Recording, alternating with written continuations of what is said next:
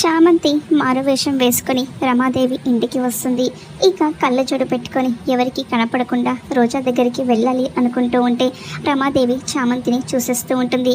ఏయ్, ఎవరు నువ్వు, ఎవరి కోసం వచ్చావు అని రమాదేవి చామంతిని అడుగుతూ ఉంటుంది.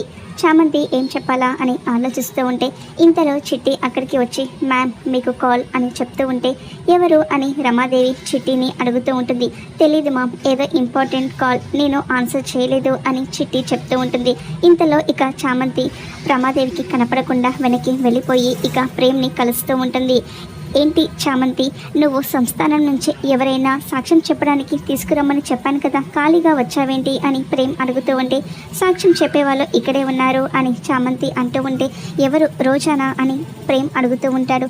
అవును తనే అని చెప్పేసరికి నువ్వు మెల్లగా రోజా దగ్గరికి వెళ్ళు, ఎవరు రాకుండా నేను చూసుకుంటాను అని ప్రేమ్ చామంతికి చెప్తూ ఉంటాడు. ఇక మెల్లగా చామంతి ఎవరు చూడకుండా రోజా గదిలోకి వెళ్తుంది. ప్రేమ్ ఎవరైనా వస్తున్నారా లేదా అని రోజా గది బయట కాపలా కాస్తూ ఉంటాడు.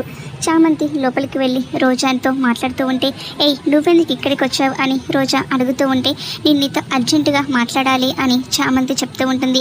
నువ్వు రాజావారి రాణివారి మనవరాలిగా కోర్టుకు వచ్చి సాక్ష్యం చెప్పాలి, నాన్న నిర్దోషిగా బయటకు వస్తాడు అని చామంతి అంటూ ఉంటే నేను చచ్చినా చెప్పను అని రోజా అంటుంది. అలా అనేసరికి చామంతికి కోపం వచ్చి రోజాపై చేసుకుంటుంది. అలా కొట్టేసరికి రోజా షాక్ అయిపోతూ ఉంటుంది.